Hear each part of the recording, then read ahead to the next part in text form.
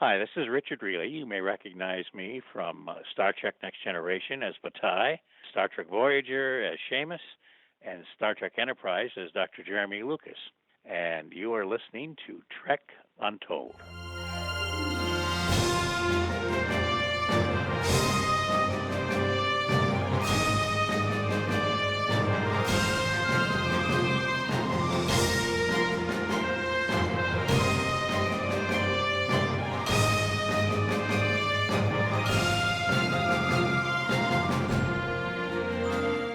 Hello and welcome to Trek Untold, the Star Trek podcast that goes beyond the stars. I'm your host, Matthew Kaplowitz. One of the joys I get from doing the show is being able to chat with character actors whose faces I always know and recognize, but whose names I may not actually be aware of until recently. Not everybody can be the star of the show, and those main eventers need talent around them to play off of and oftentimes elevate them. Rarely do these performers get the accolades they've earned for decades of work, so one of the goals of this podcast has been to put a name to the face and help my audience appreciate all of their efforts. After all, I can't be the only person to become excited when I see one of those people show up on screen, and then immediately be bothered that I don't know their names. What makes it even better is when one of those actors also happens to be part of the Star Trek franchise, and today's guest has plenty of that on their resume too, because we are speaking with Richard Riehle. Richard is a highly prolific character actor who has appeared in over 400 shows and films, not counting his numerous theatrical roles as well. So this is the official record now for guests on Trek Untold. He's appeared in 3 different Star Trek franchises in a total of 5 episodes. His first appearance was in Star Trek The Next Generation as Batai from the beloved episode The Inner Light. He followed that up a few years later on Star Trek Voyager as Seamus, a member of the community from a fictitious holographic Irish town in the 6 season episodes Fairhaven and Spirit Folk. His final appearances in the franchise took place in Star Trek Enterprise, in 2 Season 4 episodes, Cold Station 12 and the Augments, where he played Dr. Jeremy Lucas, where he spends the majority of that episode being tortured by Brent Spiner. I think for some Trekkies that might be a dream come true, but for most of us out there, maybe something better just watched on television and not partaking in. Beyond Star Trek, you would recognize Richard for his roles in shows and films like Falcon Crest, Quantum Leap, the Ferris Bueller TV show, Fried Green Tomatoes, Glory, Murder, She Wrote, Free Willy, The Fugitive, Office Space, Casino, Ally McBeal, The Practice, Lethal Weapon 4, Buffy the Vampire Slayer, Diagnosis Murder, Grounded for Life, The Hebrew Hammer, Fear and Loathing in Las Vegas, Poor Paul, Avatar The Legend of Korra, Blackish, Axe Cop, and a whole lot more. I could spend literally 2 hours probably just listing all of his things and still not get through every single role he had. And best of all, plenty of those roles were shared on the screen with Star Trek alumni, so we'll hear some stories about all those fine folks today too. There's a lot to discuss in this episode, and we cover a lot of ground in this very in-depth interview, so get ready to learn just a little bit about the amazing life and the extraordinary career of Richard Riehle.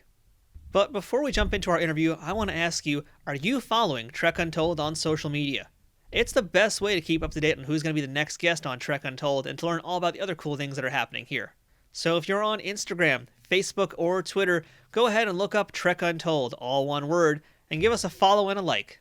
If you'd like to help support the show monetarily, go ahead and check out teespring.com/stores/trekuntold to check out some of the merchandise we have available. This includes t-shirts, mugs, phone cases, sweatshirts, stickers, and a whole bunch more.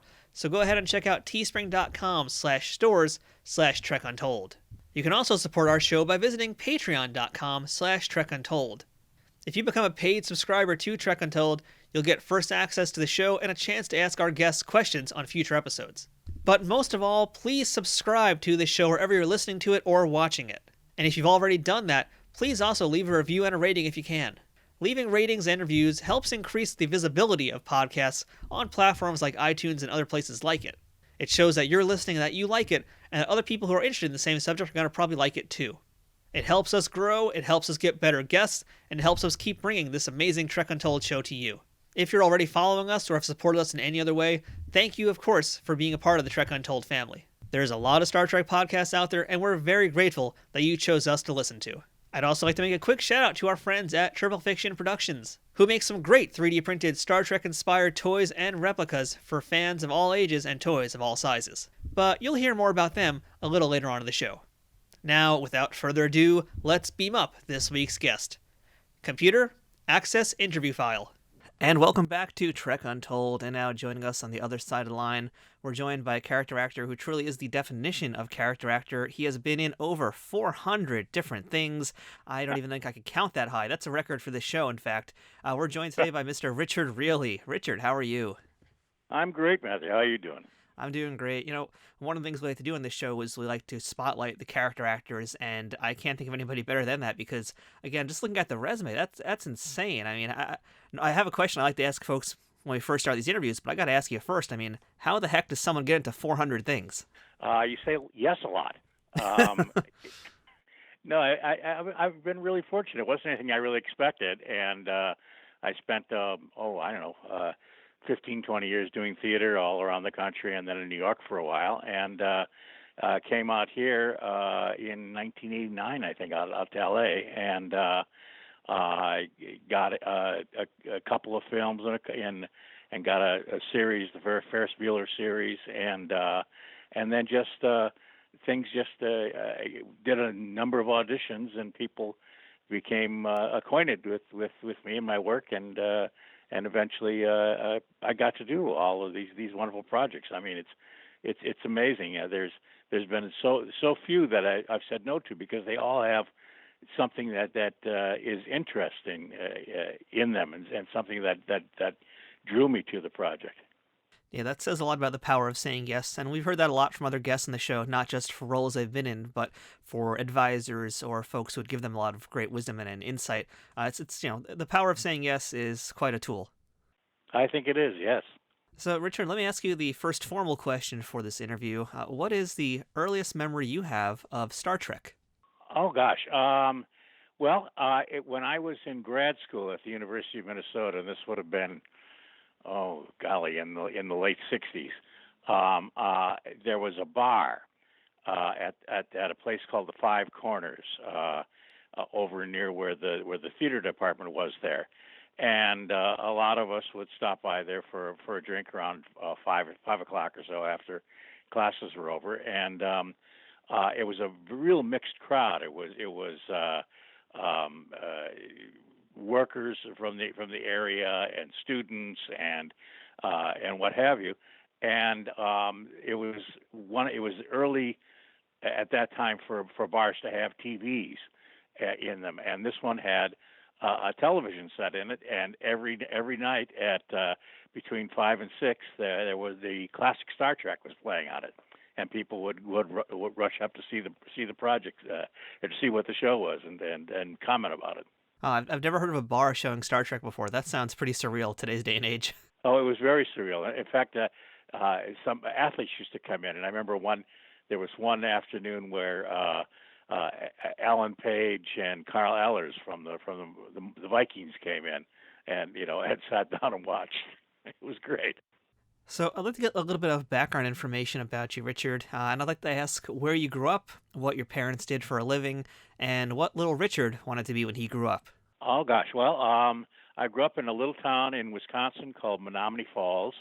My dad was the assistant postmaster there, and my mother was a nurse when she wasn't raising 7 kids, and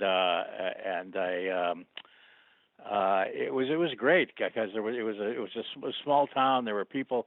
You were out on the street all the time. Everybody looked out for everybody else, and there was 50 or 60 kids just lived on that one block, and all went to the same school, and had pickup games of baseball and football and whatnot, and I don't know what it changed all the time what I wanted to be. The usual fireman, policeman. I never thought about being an actor. I guess that's the key to it. I spent all my spare time doing in athletics. I played every sport that they would let me, and had a great time doing that. And even when I went to college, I went in as an engineering major, and very quickly found that I didn't have aptitude for that. And then I was taking a German class, and my professor was the head of the department. He said, "Well, are you in the sophomore year abroad program?" And I said I could be. So you have to be a German major. And I said, "Sounds fine." So I was a German major for a year, spent a year in Austria, and then I came back and realized that wasn't something that I was going to be able to do for the rest of my life, and got a job, a work-study job with the psych department. And so I thought, well, this looks like an interesting thing, and of course it wasn't. I ended up running rats for the whole year, and then was just essentially looking for a way to get out of college. I couldn't stay there any longer. It was I couldn't afford it, and it was obvious that I wasn't accomplishing anything there. So a friend of mine who I'd been in Austria with was a theater major. He said, "Well, you can take all the credits you need in speech and drama in one semester." And I said, "Sounds like a great idea." So that's what I did. And you did that at Notre Dame, right? Yes, that was at Notre Dame. Okay, go Fighting Irish. Yeah, absolutely. They got a chance this year. I don't know. I got my fingers crossed. So, yeah, you went to Notre Dame. We mentioned your grad school. Can you tell us, I guess, an important lesson that you learned during your time in school when you're first studying acting, something that's kind of stuck with you, or even better, we always love hearing embarrassing stories about early days of acting, but anything you remember from your early education in theater? Oh, yeah. It was because I was taking all those credits in one semester, and because it was a small department there, I think there were six of us seniors when I graduated. You did everything, and I think that was the biggest lesson that I learned is that know what everybody's job is and what they have to do, and then you can be supportive and know where to go for help as well. During that semester, I acted, I directed, I built sets, I sewed costumes, and stage managed, and that was a wonderful experience. So when I got out of Notre Dame, I graduated in January. I hadn't made any plans about going to grad school or anything at that point, and went back to my summer job, which was unloading and treating railroad ties. And it's okay in the summer. It's hot and smelly, but in the winter it's terrible. And so I was looking for an indoor job, and I read in the paper that they were looking for apprentices at the Milwaukee Rep, and I thought, well, here I just spent, I just graduated with this degree. Maybe I can do something with it, and ended up just doing like 3 or 4 shows there as an assistant stage manager and a stagehand and whatnot, and evidently it made enough of an impression that they were willing to offer me tentatively a job as an assistant stage manager the following year. But fortunately, I guess fortunately for me, at Notre Dame they were anxiously trying to figure out what they could do with this student that had disappeared in the middle of the year, and they got me into the University of Minnesota, where I did an MFA in acting and directing, and that was my work study job there was running the scene shop. I mean, I was not running it, but I was the teaching assistant that was there to make sure that everybody did the job and didn't get killed, and then I saw that since I was spending so much time in the scene shop, I decided, well, I'd explore this acting and directing stuff a little more, and began doing that, and in the 2 years I was there, I ended up doing quite a few roles. And actually got to audition for the Guthrie, which was wonderful. I did a show with their second season. I mean, their second theater group before I left. We did a production of Three Sisters, and that was very exciting. And then my advisor at the university was.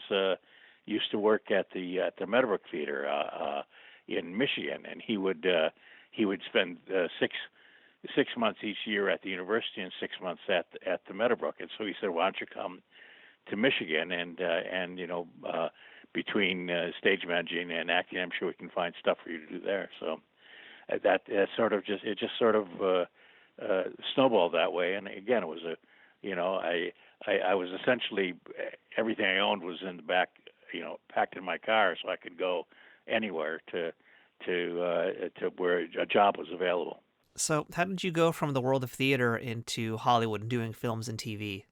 The first film I did was Rooster Cogburn and the Lady. It was shooting in Oregon on the Rogue River, and I was at the Oregon Shakespeare Festival doing a season there, which was just about to end. And one of the guys that was at the Medford newspaper mentioned to me that they were looking for people to be in this movie that they were shooting with John Wayne and Katharine Hepburn up the road on the Road River, and so he gave me all the information he had, and I called and went up there and left off a picture and a resume and met some of the casting people, and then I got a call. Could I come up and work on this film?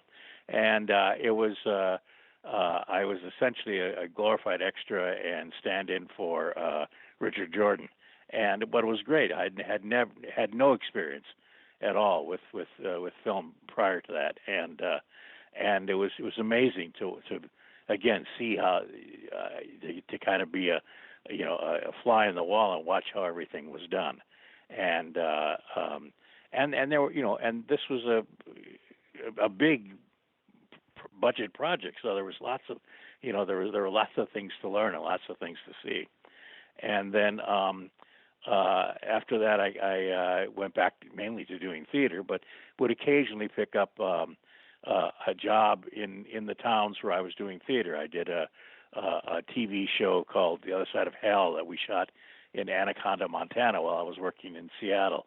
I did a little American International picture called Joyride while I was while I was working in Seattle another time, which was shot in and around the state of Washington, and so I began to build a little bit of a resume, but it was always just sort of a secondary job where I was working, and but then I ended up getting cast in a Broadway show, The Execution of Justice, and went to New York. And while I was in New York, I got an agent. Up until then, I'd never had an agent before, and they began sending me out for soap operas and movies that were shooting in New York and things like that. And I had done while I was in New York. I had done Glory, and so when it opened in '89, I think it was in December of '89, my agent said, "You should go out to L.A. and our L.A. office will see about setting you up for auditions once the movie opens." So I did that, and got cast in this Ferris Bueller series while I was out here, and I went back to New York to do the remount of a play that I had done before, and then came back in 1990 and began doing auditions for whatever they could get me in for. And so I had and the thing was, when I went to LA the second time in 1990, they said, "Okay, you got to promise that you aren't going to do theater for 5 years, so that because it seems like every time we send you out for something, you've got a theater show lined up, or somebody wants you to do, and then you're unavailable, and we need you to be." And so I did that. It was not easy, because that had been what I'd been doing all my life up till then, and not knowing, I had always kind of tried to plan ahead a little bit, and not knowing from day to day essentially what you'd be doing was a little nerve-wracking, but it worked out okay. I would say so. And Yeah. just take a quick step back here. We talked about Rooster Cogburn, and we're talking here about John Wayne, Katharine Hepburn, Richard Jordan, like you said. Joyride's got Desi Arnaz Jr., Robert Carradine, Melanie Griffith, and Glory. Again, Matthew Broderick, Denzel, Morgan Freeman, Bob Oh Gunton yeah. favored my show. So, especially in this early time in your career, you're around a lot of very well-known, very famous A-list actors. Were you at any point starstruck with anybody, or in those films or any other movies? Have you ever been starstruck on a set? Well, sure. I mean, I remember all of those people were, of course, way beyond me. Ex- except for Bob, because I actually had done theater with Bob in New York, but and that was great. And the thing is that all of them, it's almost a cliche, but that the bigger they are, the nicer they are, the more willing they are to share what you have. You don't bother them, but you can. There are always moments where you're sitting around waiting for the next scene to be set up in that, and if you're there, you often include it in the conversation, which is really helpful. I think the most starstruck I was probably was with in Casino. I got cast in Casino, and I suddenly I'm on this set with Martin Scorsese and Joe Pesci and Robert De Niro and Sharon Stone, and they're waiting for the light. It's a 270 degrees of windows on this set, and the light has to be right for them to do it. And as soon as the light's right, you just have to go.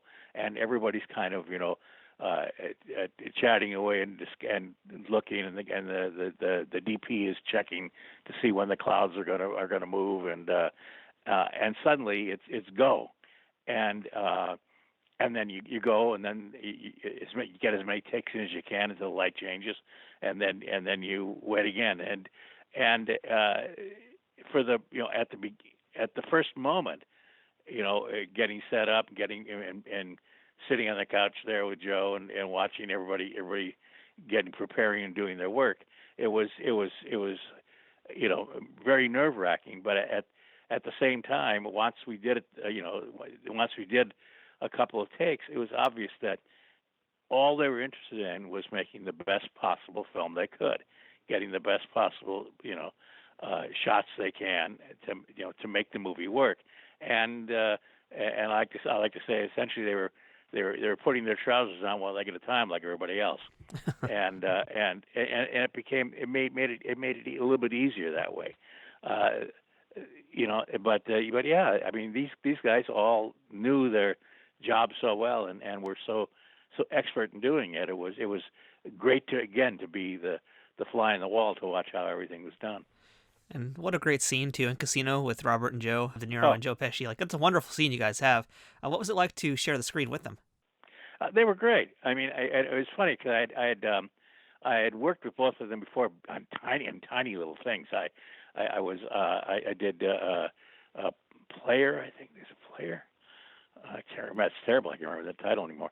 With where De Niro plays a knife salesman, and I was the last guy that he was going to try and sell his knives to, and by now he's gone slightly off the deep end, and he's shaving his leg with his knife, but he was great. He was so funny and so right there with it. Joe, I had spent about a month with Joe on this movie called about Ouija called Public Eye, and I was this cop that kept showing up at all the places where Ouija was taking these photos, and we shot it in Cincinnati and in Chicago and if I say you the opening scene of the film we shot in like 6 different places, and it was and again Joe is very open and very very much getting trying to get everybody involved in the process, and it was wonderful working with him. So we're sitting on the couch and we get we eventually get the master that they want, And Joe, nudges me and he says, now look, Bobby's going to have to ask he's going to ask the script supervisor what he did in this take, because he does everything he just allows everything to come out when he's doing it, and then but as soon as she tells him what he'll do exactly the same thing each time, and he's great at that. And that way it was wonderful to look at the scene through those eyes, as well, to see what that process was. I think this is the most important question I'm going to have in this entire interview today. But when did the mustache become a permanent fixture on Richard Riehley's headshot? It was a very strange thing that happened. I had the mustache. I've been doing a play at the Yale Rep called Moon Over Miami, and I had the mustache for the character there, and so I still had it when I came to L.A. And when I auditioned for Ferris Bueller, they wanted the mustache. So I had it for the half a year or we shot the 13 episodes of Ferris Bueller that we did. We were shooting Ferris Bueller right on the Paramount lot in a soundstage next to where they were shooting Star Trek Next Generation. And so I would run into these people all the time, and they said, "Oh, you come over here and do an episode of Next Generation." I said, "I'd love to." He said, "But you can't have that mustache if you're doing Next Generation." I said, "Yeah." They said, "Yeah, the Mike Westmoreland, who's the makeup guy, has got total control over what your face looks like." And I said, "It's fine. It came on and off when I was doing theater all the time from show to show." And so okay, so they canceled Ferris Bueller, and I got an audition a couple weeks later for Next Generation, and I went in, did the audition, and after the audition, he said, "Would you be willing to shave your mustache?" And I said, "Yeah." So I got cast. I did it. It was Inner Light. I played Batai, and then while I was doing it, I had an audition for Free Willy, and I got cast in that. So I didn't have the mustache when I was doing Free Willy. So we were gone for 13 weeks in Mexico and Oregon and Seattle and up in the San Juan Islands, and I came back and still didn't have the mustache and started auditioning, and where I had been fairly successful in the auditions before that, nothing was coming through. So after a couple of weeks, my agent started calling around to the various casting people. He says, "Is there a problem?" They said, No, we love Richard. We just don't know how to use him without his mustache." So I grew it back, and I've had it ever since. So I didn't know there was a connection to Star Trek with the mustache, so how about that? Absolutely, yeah. Well, since you brought up Inner Light, too, let's talk a little bit about that. I mean, we've got a lot of other things to discuss here. There's so much because, again, your resume is so big. I don't even know where to begin or where to end this thing. But on the topic of Inner Light, had you auditioned for Star Trek previously? No, that was my first audition for Star Trek. That's pretty rare for a lot of folks when we talk to them about their Trek appearances. Oftentimes they'll say they've auditioned again and again and again, and it's taken years for they to get the role. But you nailed it first try. That's impressive. Yeah, well, I think I knew. I mean, I had become acquainted with a lot of those people because we were working next to each other for 6 months, so that may have been part of it. But yeah, it was I was surprised, but happy about it as well. And this episode is a very, very beloved part of Next Generation. It's a lot of people's favorite of all time.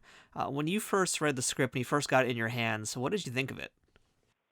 I loved it because it offers Patrick the chance to kind of live a whole life as somebody else, and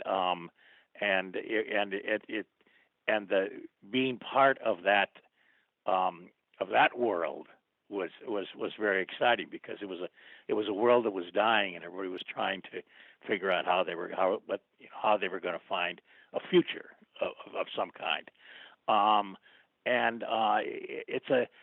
It's a beautifully written script too. I mean, I don't know. There's something very special about it, and even as an actor in it, I felt that.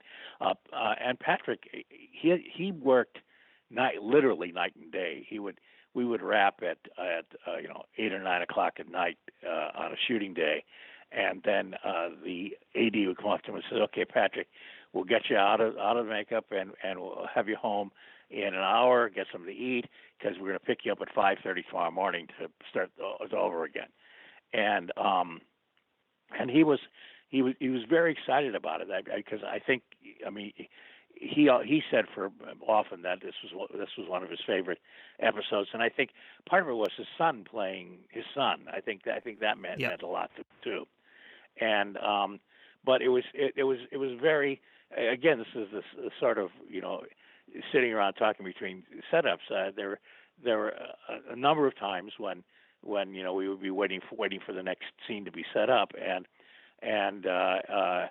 Patrick would say something about theater, and it became apparent that both of us had spent a lot of time in theater, had done and seen a lot of stuff, and so we ended up having some really wonderful conversations between takes, and that was exciting. Without looking ahead to the other series, because we're going to discuss Voyager and Enterprise in a little bit, for this first time you did Star Trek The Next Generation, did you get a chance to interact or meet with any of the other stars in the show? No, because I was in that other world. Right. So Patrick was the only one that was in both worlds. I gotta tell you too, most Star Trek guests, when they come on the show, like, they're usually in some crazy alien makeup or they're in a Starfleet uniform. This time around, Batai is basically wearing pajamas. That must have been like such an easy day in wardrobe.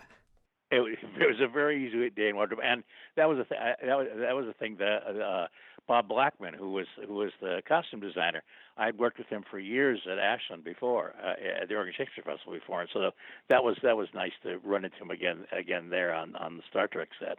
Do you remember watching the episode back when it aired, or do you typically watch any of the stuff that you do back on TV or in movies when it airs?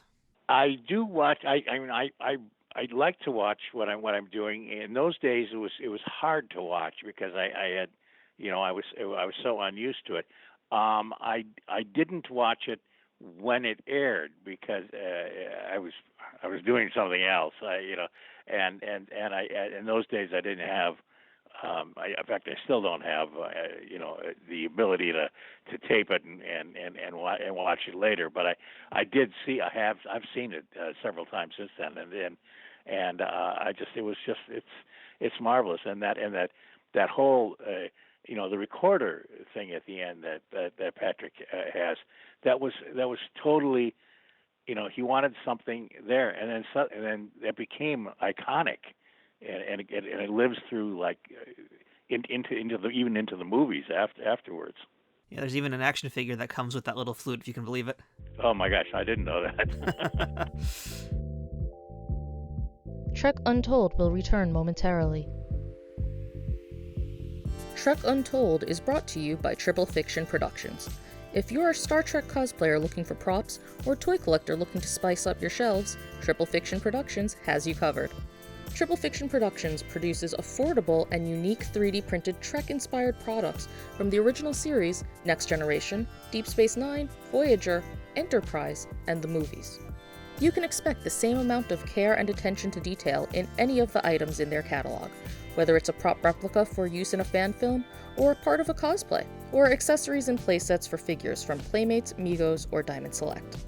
Own your very own tricorder or phaser rifle with working lights, the bridge of the Enterprise E for your Playmates figures, or any other item from countless species and ships from the Star Trek universe. All products are 3D printed in the USA and are constantly evolving and improving based on fan feedback. To learn more about their products, visit them at triple-fictionproductions.net or on Facebook at facebook.com/triplefictionproductions. Triple Fiction Productions, taking Star Trek where no 3D printer has gone before. Hi, I'm Jonathan Frakes. If you're of a certain age, you may remember me as Commander Riker from Star Trek The Next Generation. And my wonderful brother Daniel died with pancreatic cancer 24 years ago. They opened him up, they diagnosed, they said, "You've got 6 months to live." And that was it. He died 4 months later. And at that time, there was a 3% survival rate. Since then, we've grown to the embarrassingly high number of 10%. But a dear friend of mine, and probably all of yours, Kitty Swink, is one of those 10%. She has survived pancreatic cancer for 17 going on 18 years. Pancreatic cancer is the third leading cause of cancer-related deaths in the United States, with a 5-year survival rate.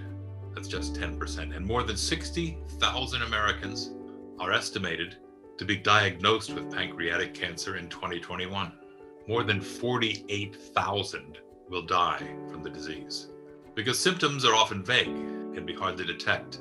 That's why I'm supporting the Pancreatic Cancer Action Network, the leading patient advocacy organization committed to fighting the world's toughest cancer. PanCan is working hard to create outcomes for this devastating disease through its groundbreaking research in early detection and better treatment options. PanCan drives progress by funding life-saving research, providing personalized patient services, and creating a community of supporters and volunteers like you who will stop at nothing to create a world in which all pancreatic cancer patients will thrive. You can help support our important mission by donating today at pancan.org. Thanks for your time. We now return to Trek Untold.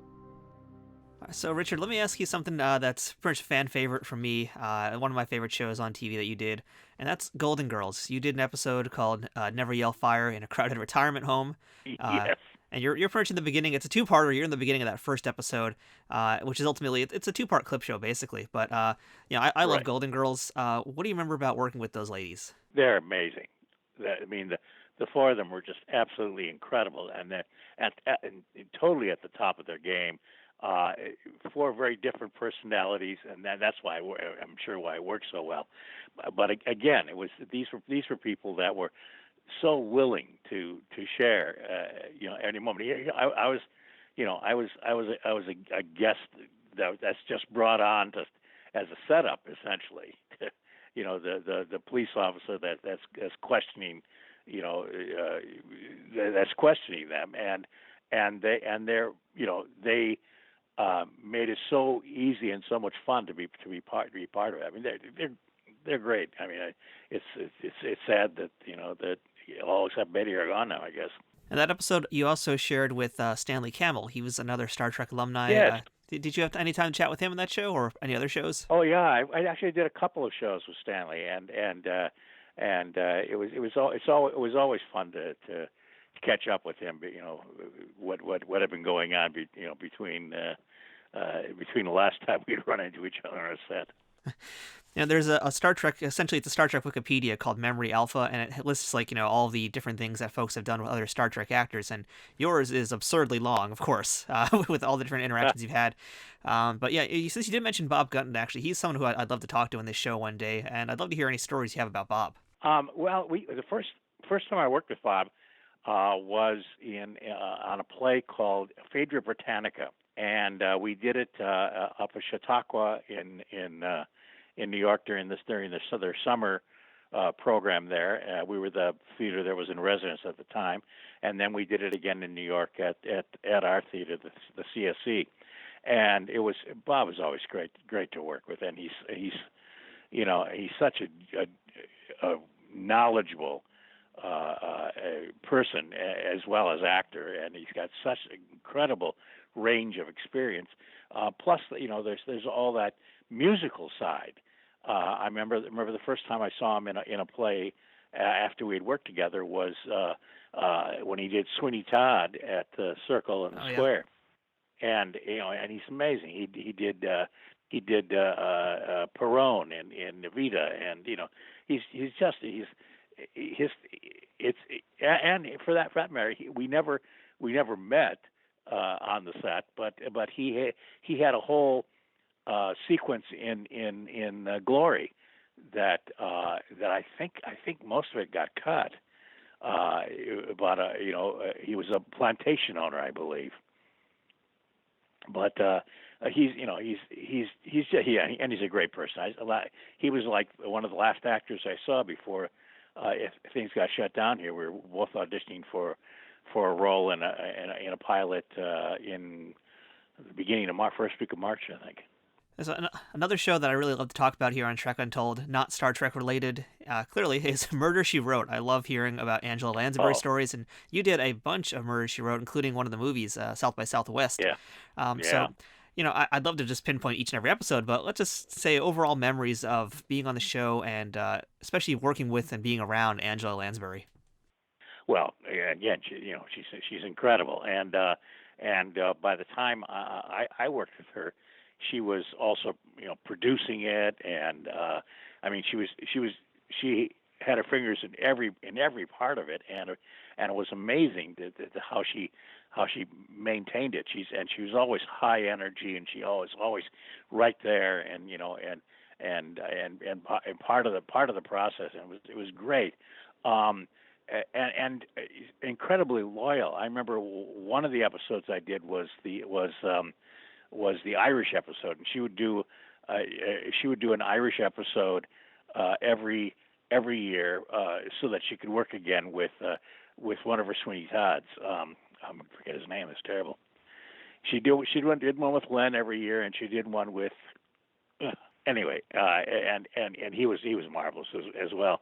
And but yeah, and it was always like a family. I mean, she knew everybody and knew all about everybody on the set, both in front of and behind the camera. And she was so genuine and so generous all the time. And so when I got the call about South by Southwest, I was just flabbergasted. I thought this is great. I'd love to do this. And we just had a marvelous time shooting that. It was amazing. I mean, the episodes were fun, but doing the TV movie was just a blast. Yeah, I mean, I've never heard anybody say a bad word about Angela ever, or ever say they had a bad experience on anything Murder, She Wrote. But especially doing the movie, I mean, since you had already done at that point 2 episodes of the series, what was different about the movie? Was there a different kind of a feel on the set or anything like that? Well, there was more time. There was a bigger story to tell. There were more locations and more people involved. It was shot like a TV movie was in those days, where you had almost a month to put together. I mean, we spent, of course, time on the train. We went to different locations to make it look like we were going all over the Southwest. And it was, and then the I always loved the denouements, the reveals at the end, how Angela's character Mrs. Fletcher has figured everything out and is putting it together for all us poor people who don't know who the murderers are, and we worked so hard to make ourselves not seem villainous, and so I hopefully when she revealed us, it was a surprise to the audience. So we got a lot of Scoobies listening on Trek Untold too, and you were in an episode of the Buffy the Vampire Slayer TV show, and you played Merrick. You were replacing Donald Sutherland. That was the character he had played in the motion picture. What can you tell us about being in Buffy the Vampire Slayer? That's got to be a fun one too. It was a fun one, and Joss was directing it, and so that made it even more exciting. And I had been watching it in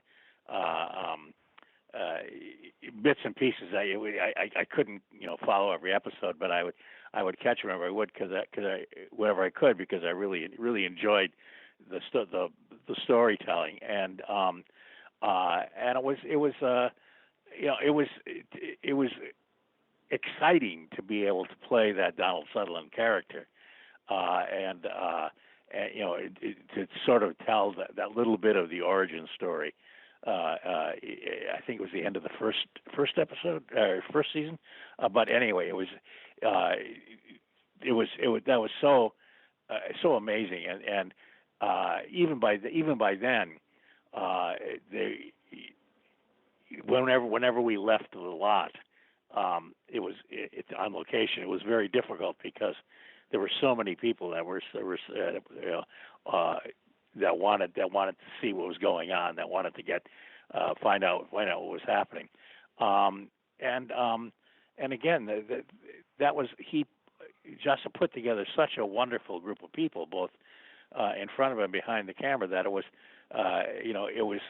everything was fun. It was the tough thing was flipping from night to day in the shooting, because we had a bunch of night scenes, and then we had to do the scene at the high school in the day, and that was somehow it's always harder to switch your biological clock around, especially in the short period of time you have when you're shooting an episode. Yeah, I'm surprised that they didn't have Merrick come back for more flashbacks as well throughout the series. Was there ever any discussion of that character returning? There was some discussion, but they had evidently had decided that they didn't. They were strong enough with her guide now, and they didn't want to. I don't think they wanted to do any more flashbacks to Merrick because they were more interested in following the I think the story that was moving ahead. I have to tell you, I was incredibly excited when the graphic novel came out and saw that Merrick had made the graphic novel. That's right. So you got a comic page with yourself on it. Yeah, exactly. So, Richard, I've got a question that's, basically unrelated to anything today. And I know we're kind of jumping around a lot. That's just because you've just done so much in your prolific career. But I read this great story you had about an interaction with Steven Seagal. And I love hearing anything about Steven Seagal. Do you remember that story? Probably, yeah. I was the Dalai Lama was doing a fundraiser at the Beverly Hills Hotel, and my ex-girlfriend was running it. She was her father was a mountain climber, had climbed Everest, and they had lived in Nepal for a while, and so she called me up and she said, look, we need someone to stand in front of the elevator going up to the second floor and just let people in that will that have an invitation, and we need someone that that physically is imposing enough, but also is somewhat recognizable. And would you be willing to do that? I said, sure. So I'm there, and the first people to come up, of course, are Harrison Ford and his then wife, who were both on the board, and so and it was the slowest elevator in the world. I had to stand there forever, waiting for the elevator to come, and kind of, and so I let him up, and then Steven Seagal came up, and several other people. Well, evidently, he got upstairs, and he thought he was going up to a private audience with the Dalai Lama, and it was not. That was not the case. It was all of the people that were the high donors essentially, and they were going to meet. It was meet and greet. Dalai Lama was going to say hello, hi, hello, and they were some short conversation, and then the next person, and I guess he got quite upset about it, and then my ex-girlfriend is like 4'11", and she sort of said, no, this is the situation, essentially take it or leave it, and he said, well, then I have to change my dashiki, and so he had to come back down and get out of his yellow one and put on a green one. I have no idea what they meant. but I thought it was so funny that you know that she could tell him what to do. It was pretty good. It's like one of the best Hollywood stories I've heard. It's like Steven Seagal, Richard Riehle, and the Dalai Lama walk into a bar together. It's got them making such a good story. Yeah, that's about as far. That's a good lead-in. Let's try that next time. And speaking of Harrison too, you were also in The Fugitive with him. You're in a pretty iconic scene from that film too, when he escapes from the bus. Oh my gosh! Yeah, do you remember a lot? That scene also has Danny Trejo as well. Do you remember much about doing that part of the movie? Well, yeah, we were in North Carolina, in this guy owned a private railroad that went from Asheville to the reservation there, and he allowed them to dig a little spur so that train actually would go off would go off the regular track into this pile of dirt that they had done there, and we were shooting nights, and it was cold. In fact, we lost one night because it snowed, and it was very interesting because that was the shift also between Harrison and Tommy Lee Jones, and so Harrison had one of his provisos that in doing the film is that he didn't want to keep shifting back and forth in makeup and things, and so he said.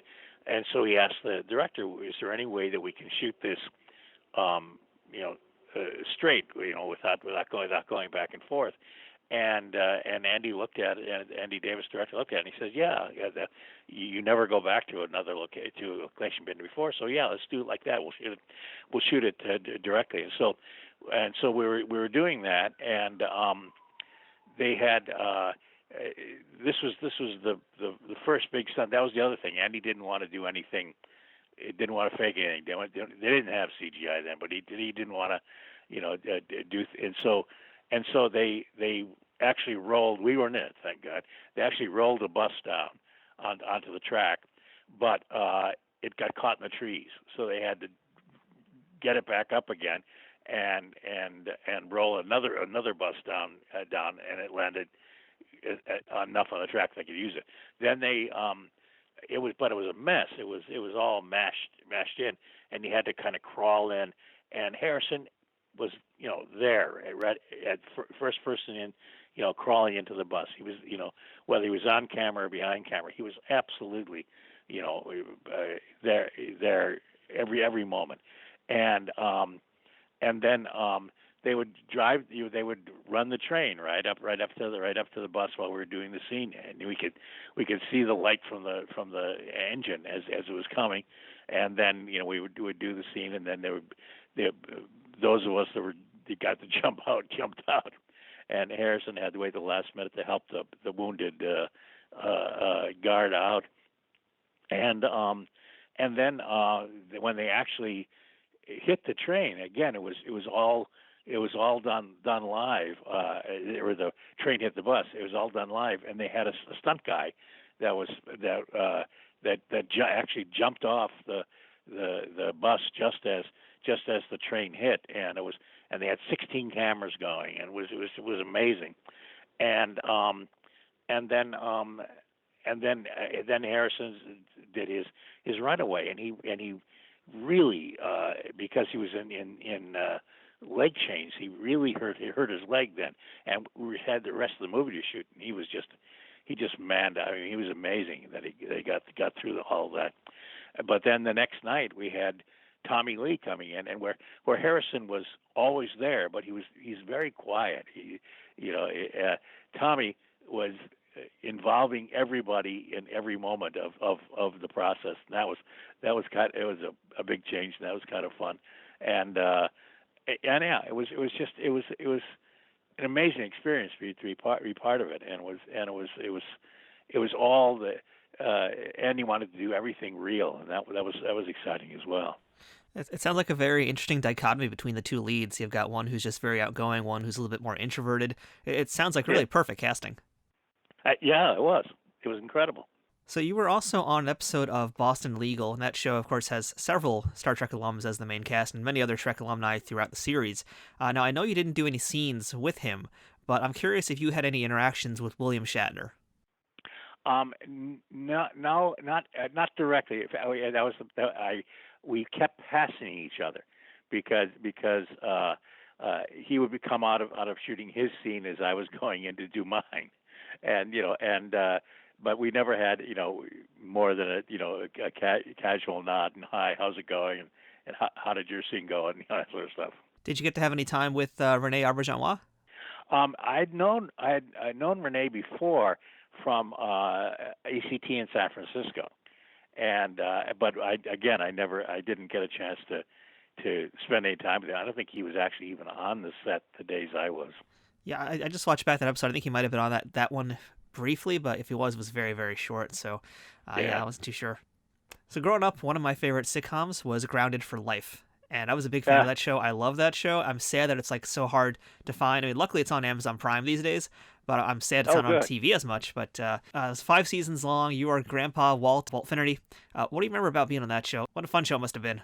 It was a terrific show to be part of. They had pitched it to Donald and to Kevin as they were going to do they planned to shoot a little half-hour movie each week. And at the beginning, that's exactly what it was. But between Fox and then it being dropped and picked up by the WB, each time it moved, there was less and less of a film and more of a sitcom. Originally, we were shooting. Everything was being shot. Single camera, but between the first pilot, they shot a first pilot with Stephen Root playing Walt, but he was not available when the show got picked up, and so that's how I got a chance to do it,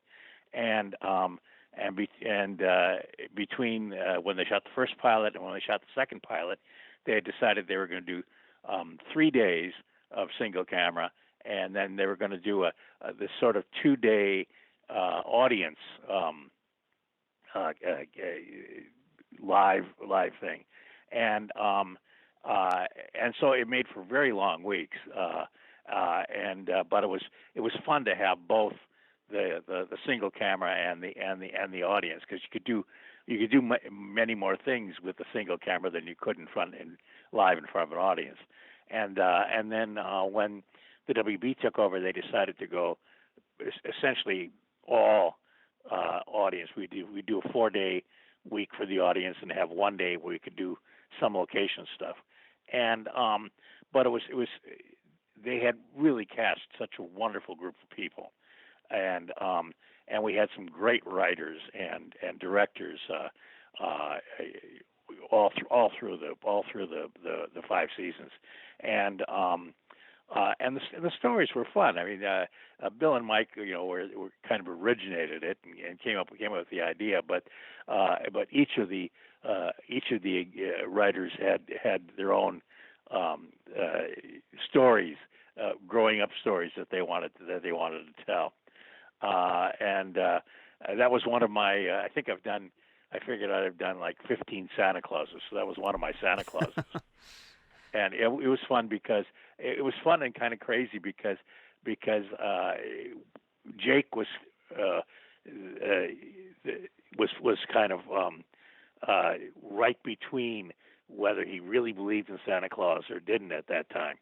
So we were trying to be very careful about how we presented it, and then we have the Santa Claus fight where Donald and I actually get into a fight with each other, and then there's the throwing the tomato and hitting Santa during the Santa Claus parade. That was a fun episode to do. Yeah, let me tell you, I had such a crush on Lindsay Bartleson back then, and I'm pretty sure I still do. Oh.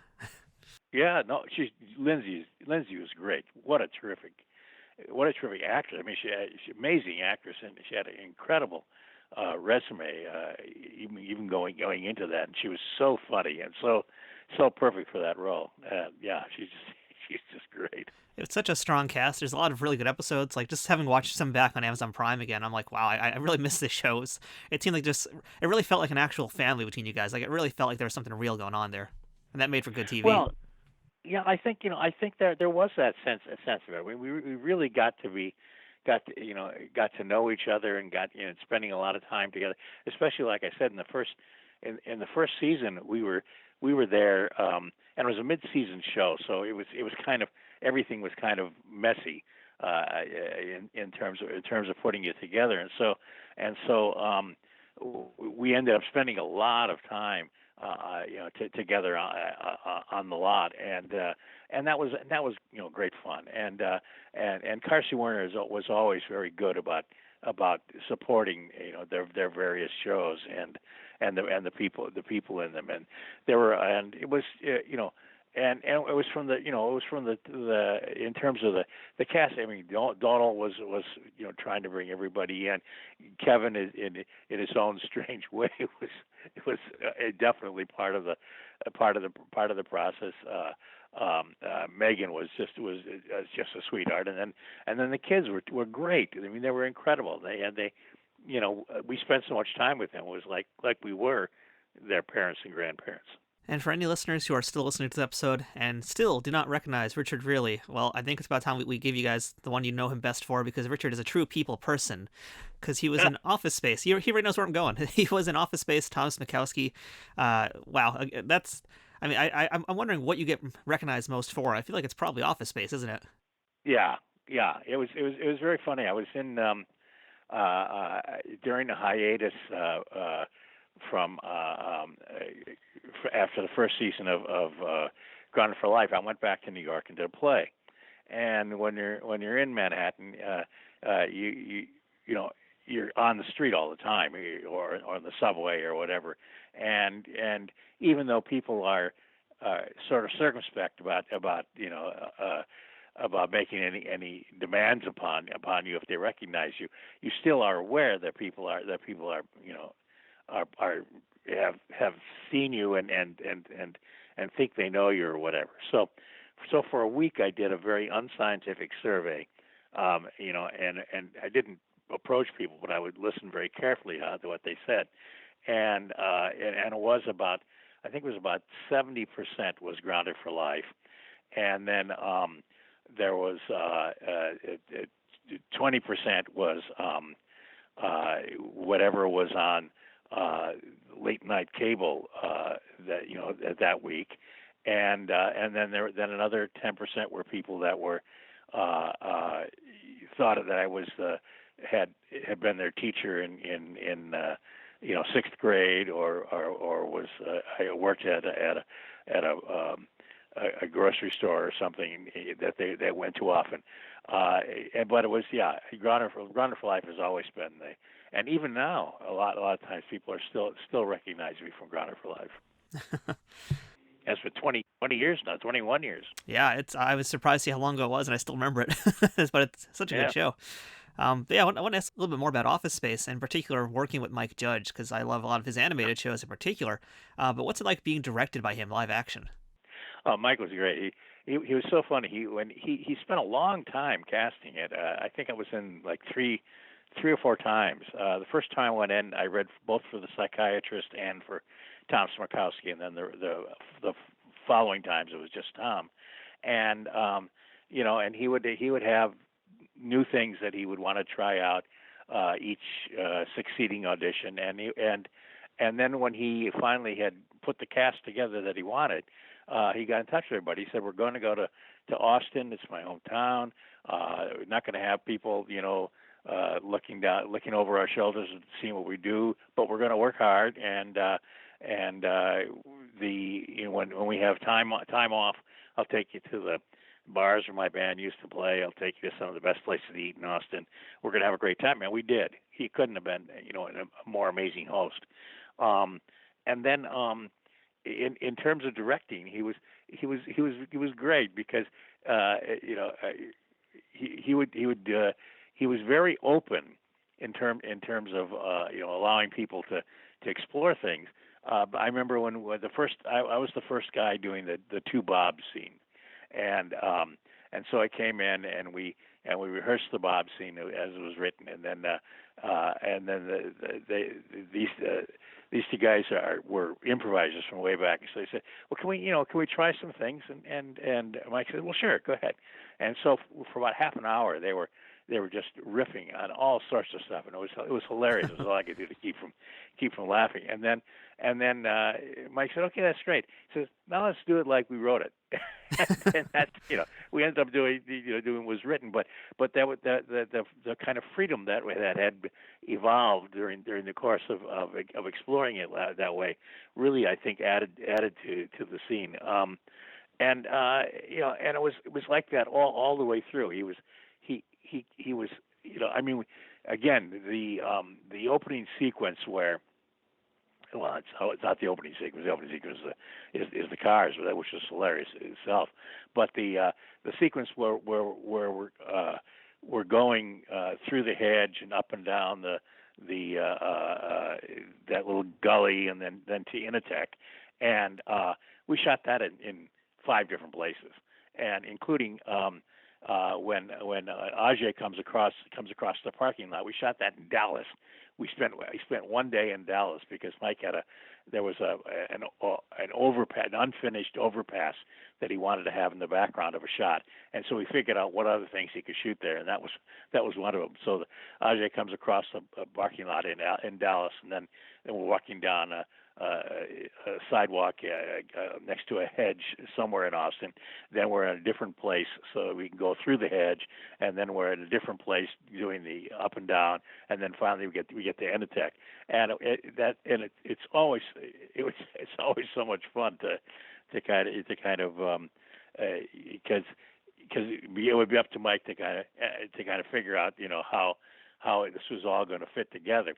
And the other thing which was great is that he did his flair stuff right away on the second day when he did his cameo.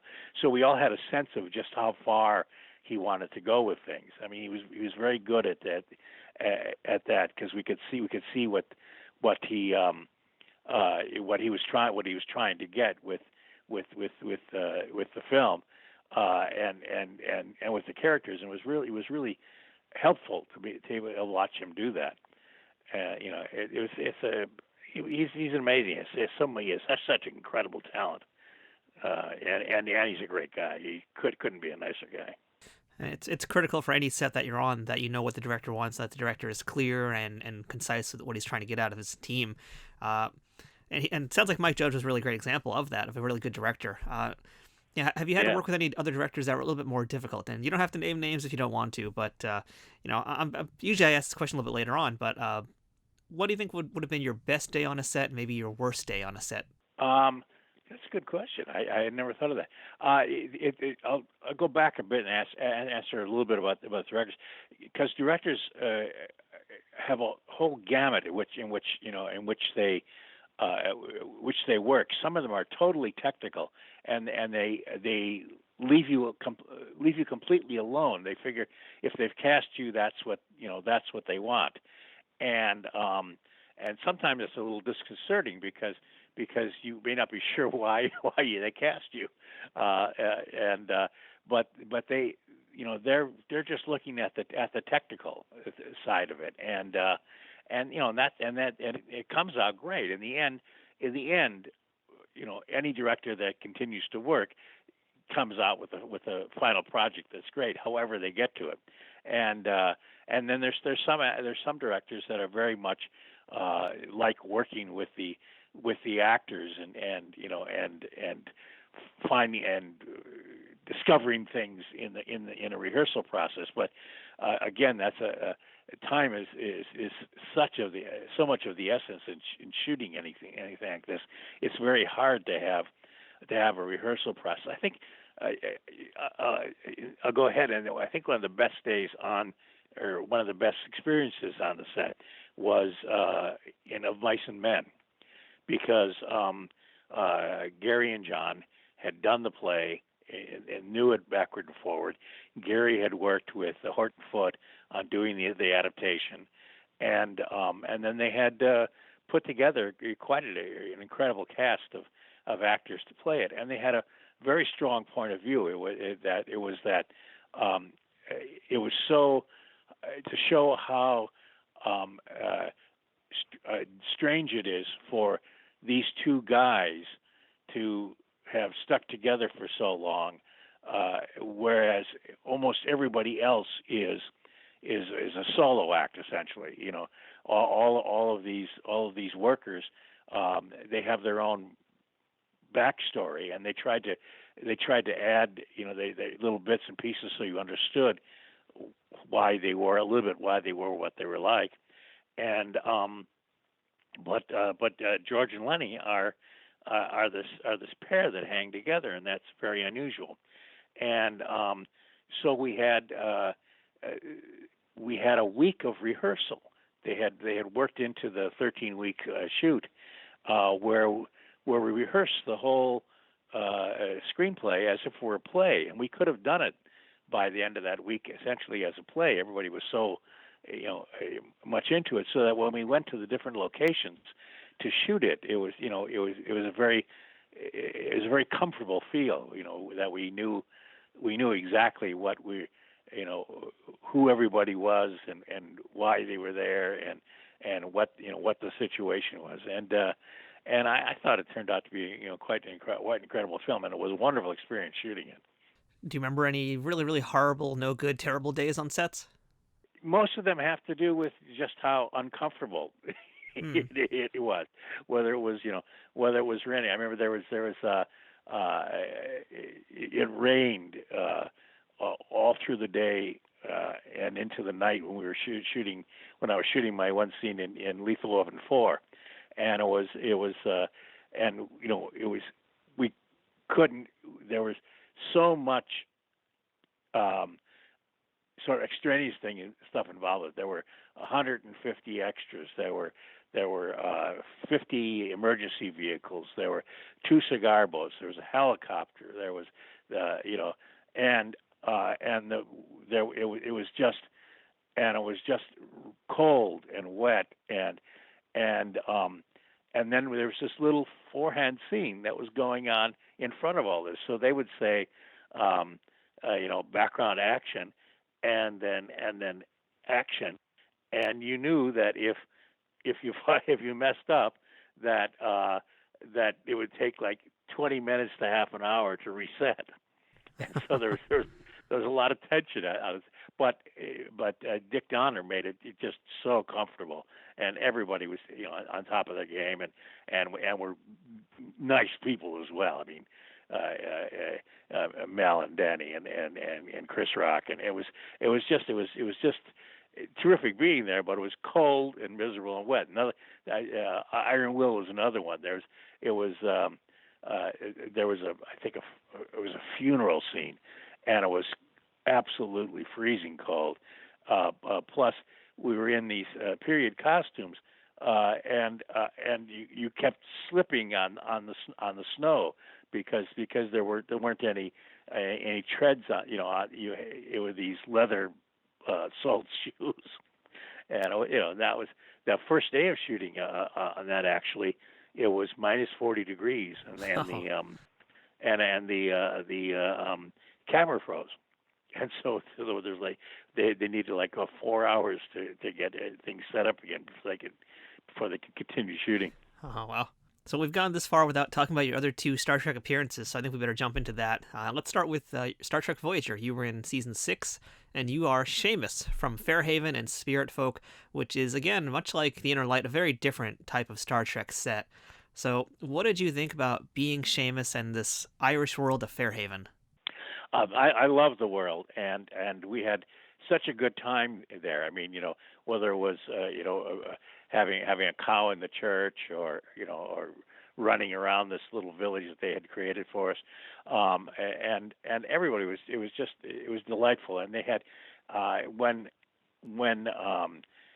we came in to talk about doing it, they were, the sense was that they wanted Janeway to have a love interest, even if it was a holodeck love interest.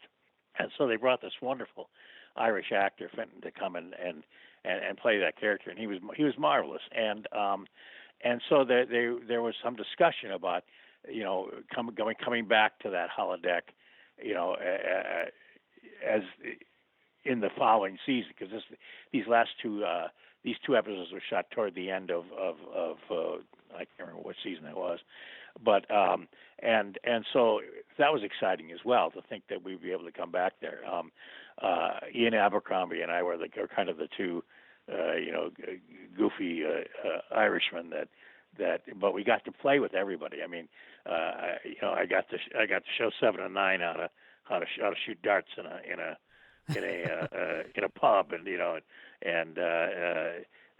the doctor, and it was wonderful to be part of that, to kind of go as they came into our world, and to kind of involve them in our lives. But then, over the summer, they decided that they were going to go much more serious toward the end of end of their run, and so that holodeck disappeared, unfortunately. Yeah, I love that you mentioned working with Ian Abercrombie, because you did Public Eye with him as well, I believe, right? Yes, yeah. Yeah, you guys just have great rapport on screen. I just like when you guys show up together in Spirit Folk, it's just like so much fun watching you guys just play with each other. We had such a good time. I can't begin to tell you what a blast it was being on that in that life, in that world. Yeah. Now, how close together were these two episodes filmed? Because on TV, I think they aired about 6 weeks apart. Were these basically filmed like back to back? No, it was. I think it was about a month between when we shot them. Yeah. And so you spent a lot of time too with Robert Duncan McNeill as Tom Paris. Typically, you're asking him for shillings. How'd you like working with him? He was great. That was so much fun. Yeah. Always, looking for a little cash. That's that was the Irish cliche that we couldn't. I don't think we could have done any more cliche Irishmen than we did. Now, I know with Star Trek shows, typically there are no rehearsals, and in particular the two Fairhaven episodes, there is, I feel like, some more complicated shots, especially when you've got so many of those like large group shots. And I'm thinking, in fact, of the scene where Tom Paris has the car, or just other shots throughout the town where there's a lot going on. All the characters are walking around Fairhaven. So do you recall anything about just basically having to do those kinds of shots and essentially the lack of rehearsals for I feel like, more complicated types of shots? They had a great AD group that really, cued us and took us through what the action was going to be, showed us where the camera was going to go, so that when they shot it, we knew where we had to be, and then it was up to us to make it work. But it was in a way. The car was less difficult than the cow, because the cow didn't want to play at all. Of course, that cow will never work in this town again. I'm afraid not, but it was a good cow. Did you get a chance to interact with any of the main cast offset? Like, I imagine someone like Kate Mulgrew, you would get along great with her. Well, as a matter of fact, I knew her quite well, and we talked quite a bit during the course of shooting those episodes. We had worked together up in Seattle doing theater, and so it was really nice to kind of catch up with her, because her story going into Voyager is just amazing, but I was not at all surprised that she was that she was able to kind of pick it up and move on with this with so little prep time. Now, we had to talk about your Star Trek Enterprise appearance as well, but I think before we talk about that, there is one other sort of Star Trek reference related to Enterprise, and that's you did 2 episodes of Quantum Leap with Scott Bakula too, right? Scott, right? Yeah, those are some of the first jobs I did in Los Angeles. Yeah, and so that was fun. It was funny because I got to I came out here. I'd never spent any time in Los Angeles at all, and so I came out right after Glory and was doing the audition stuff, and got cast in Ferris Bueller. And then I got a call from the head of the Los Angeles agency saying, I just wanted congratulations on the Ferris Bueller, and I'll be here if you need anything. But I'm furloughing the office because only you and Scott got pilots, and so for the summer, I'm kind of just manning the phones myself. There's not going to be any of the regular agents available, and then we'll see how things turn out later on, and when they start shooting the episodes. So I had met Scott at when I first came out to LA at the agency, and so it was interesting that his Quantum Leap and my Ferris were the only shows that the agency had gotten that pilot season. I had run into him again in New York when he was doing theater out there at various places, and so I kind of knew him, and then doing the episodes of Quantum Leap was a blast. I had so much fun on both of them because I love the premise of it, and I loved working on them, and so when I ran into him again on Enterprise, it was like we had just worked together, even though it had been probably 20 years. But it was Enterprise was great, and John Billingsley, who played Phlox in that, it was an old friend from Seattle as well. So that was nice to kind of get a chance to do some stuff with him as well. Had you performed on stage with I was going to call him Phlox with John before as well? No, actually we hadn't. So surprisingly enough, we had both been there at the same time and working at different theaters, and so I saw his work, and I imagine he saw mine, but we never had done any stage work together. And the episode of Enterprise we're talking about, by the way, it's Cold Station 12 and part of the Augments, both from season 4, and you're playing Dr. Lucas. And so, I feel like your other two appearances in the Star Trek franchise, you got to dodge a lot of the technobabble. This time around, you had a little bit to deal with. Oh, yes, I did. Yes, indeed. And that's always a frightening aspect of it. I mean, like doing a doctor in ER or something. I mean, even if you knew, even if you in your have figured out exactly what everything means, it's just hard to flow trippingly off the tongue, as they say. But yeah, that was exciting, and being a hostage and being tortured and yet having been Phlox's mentor, which was fun as well.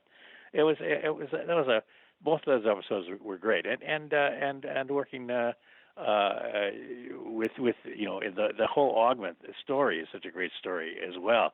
That was what I loved about Enterprise was you getting the kind of stepping back and seeing how what these various important stories in the franchise had been like, how they had developed early on. Yeah.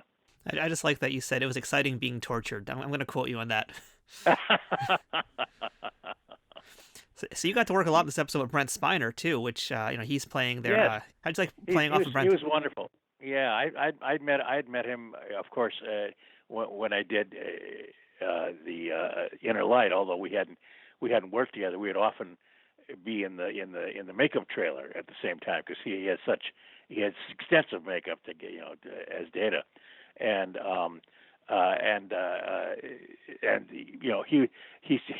he would be singing show tunes and telling stories. He's great to be on set with. He really is. And even when he's doing an evil genius like in the Augments, there's still that glint in his eye. You spend most of this episode essentially being beat up and covered in bruises and blood. It's pretty much the most prosthetics you've worn in all your Star Trek appearances. Was this the most prosthetics you'd worn in general through your career? No, I'm trying to think. I have had. They actually had put so much blood and stuff on me in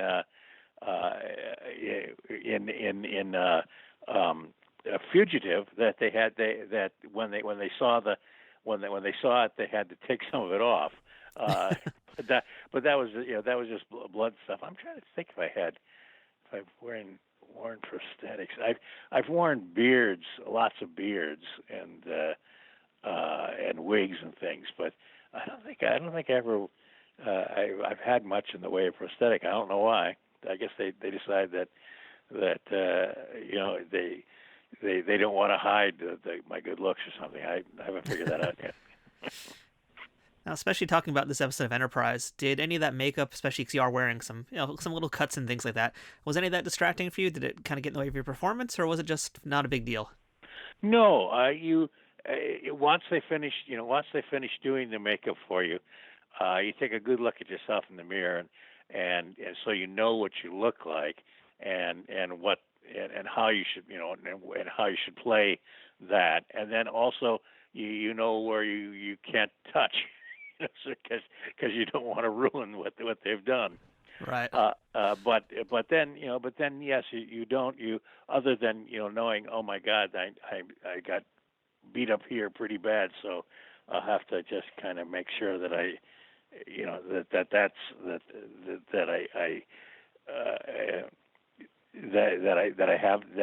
that hurt comes through somehow. So in the Star Trek franchise, you've played 3 very different roles, 3 different shows entirely. Which would you say is the maybe character or the episode, if they're different, that's fine too, character episode that you are most proud of? Oh, golly. Well, I do think that Batai is just such a wonderful, warm character, and he had to be because that is sort of Patrick's icon in a way. He names his son Batai. Batai comes back. His spirit comes back toward the end when he's getting ready to send off the message to the world about the end of this civilization, and that was I really enjoyed being part of that story. I had such a great time in the Irish holodeck. It's hard not to include that. I mean, I look forward to every day coming to work and seeing, and being part of that. And there's again being going back to the origin story in Enterprise. It's really exciting. It's to bring it up. I mean, they're all, like you say, so different. That was nice too. I mean, we weren't just playing the same character, even type of character from one to the other.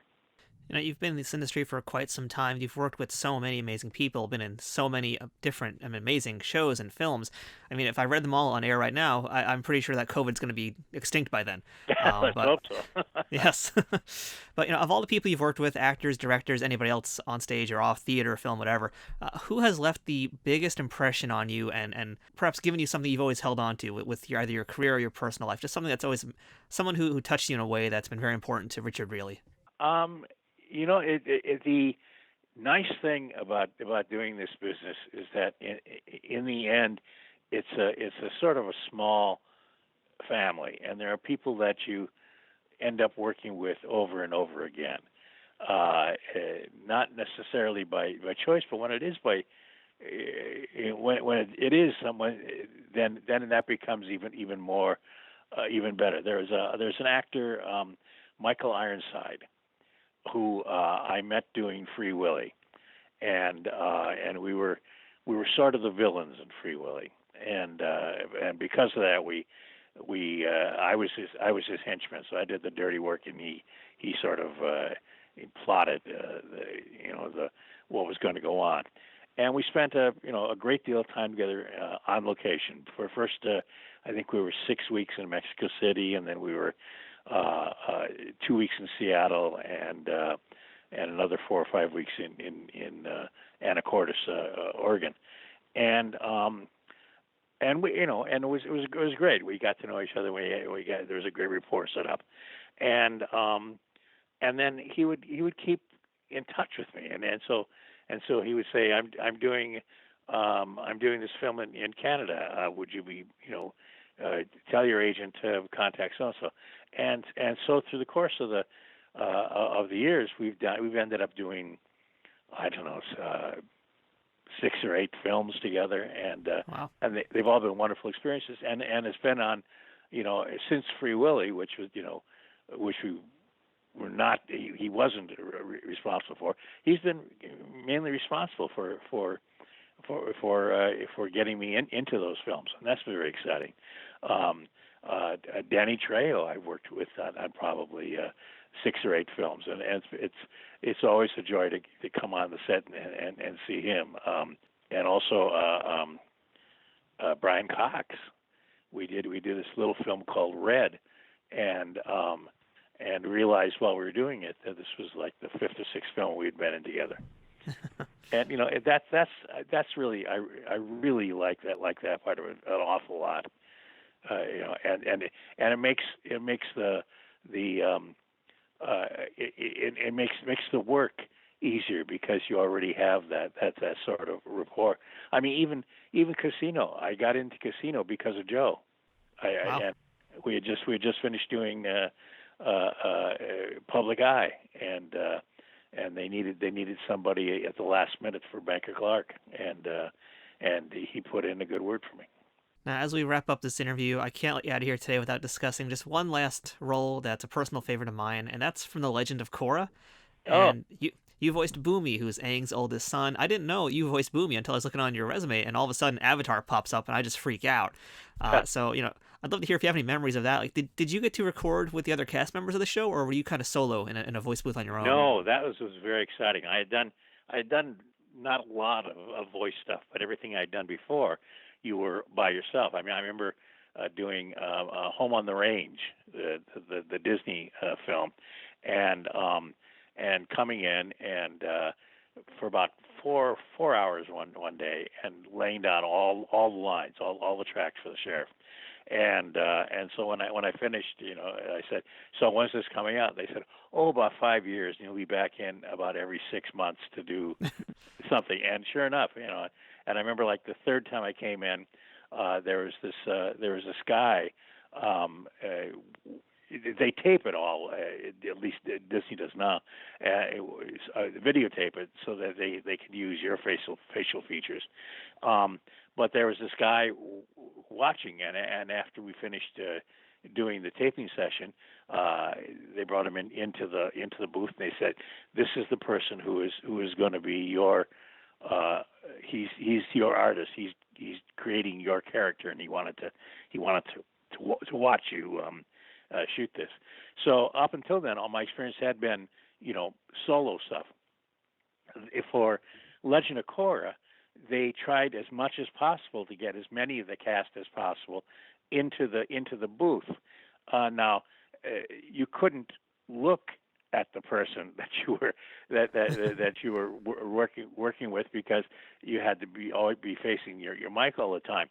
But just having their presence there meant a whole was a whole different thing. And plus, the sort of the rhythm of doing a scene with several people. So I got to read with just about everybody in the cast at one point or another. And then unfortunately there were people were off doing other things, and so they'd be taping. They would have to tape. And so some days there were just a few of us, and some days there was a whole crowd. But it was great. It was a real good bunch of people. Yeah, I mean, it sounds really, really exciting, and I'm happy you got to do a lot of scenes with J.K. Simmons, too. Like, I wish J.K. had done Star Trek so I can have an excuse to interview him, but sadly he hasn't yet. But, yeah, I don't know if you remember, the last season of Legend of Korra, that came out the same year that J.K. won the Academy Award for Whiplash. Yeah, absolutely. And J.K. was funny. I will tell you this story.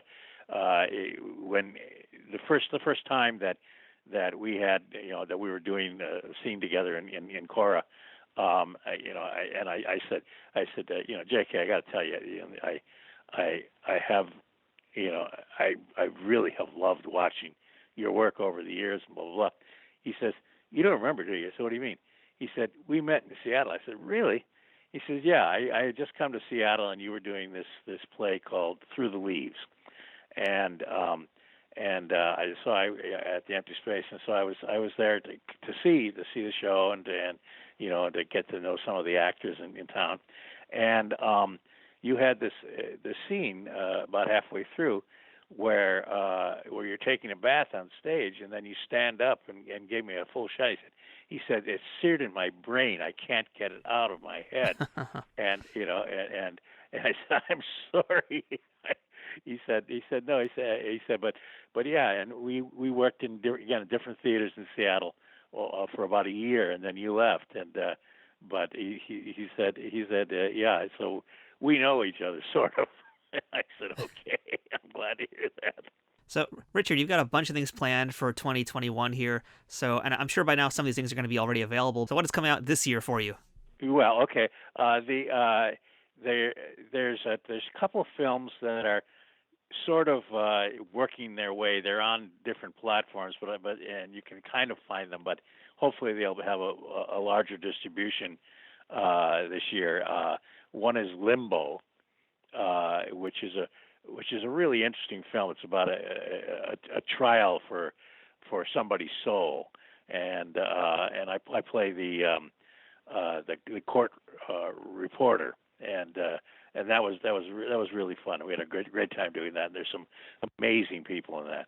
You've got some devil horns in that too, don't you?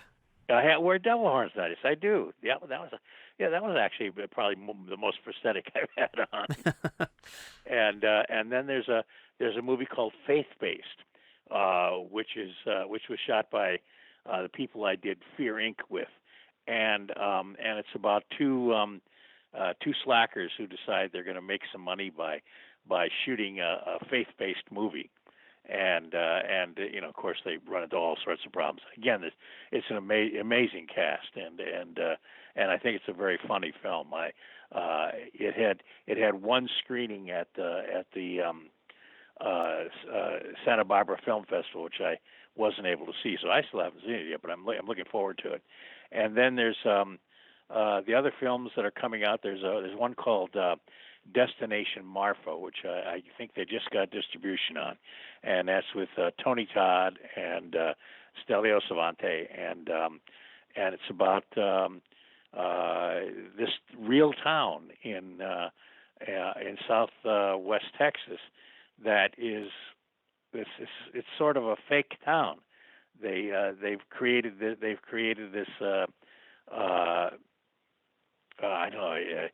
location, and it's got and it's where they originally shot Giant. So there's a lot of James Dean and Elizabeth Taylor stuff around there too.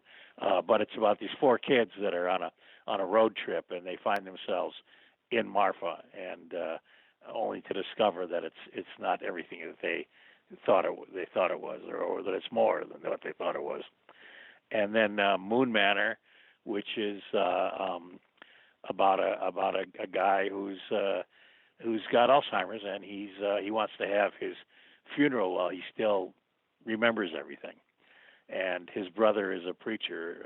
I play the brother, and who's trying to stop him because he's afraid that once the funeral is over, he's going to commit suicide. And then there's one called Fuzzy Head, about I play a sheriff in that, and it's about a girl who may or may not have been involved in a murder, but she can't remember anything, and that's the Fuzzy Head part. And there were all stuff that was done in 2019 and very early in 2020, and hopefully they'll be able to come out in 2021. Yeah, sounds like a lot of very, very interesting stuff. I'm looking forward to checking out some of those things, especially Destination Marfa, because you got Tony Todd right there, another Trek alumni. Absolutely. Yeah. Yeah, sounds like some great stuff, so looking forward to seeing those things. So you've been in this career for decades now, and you've been, like you said, throughout the show again and again, over 400 different productions, not counting theater work as well. What do you think is going to be the legacy of Richard Riehle? Oh, golly. Probably, a good journeyman character actor that you can plug in, anywhere and get a good substantial performance.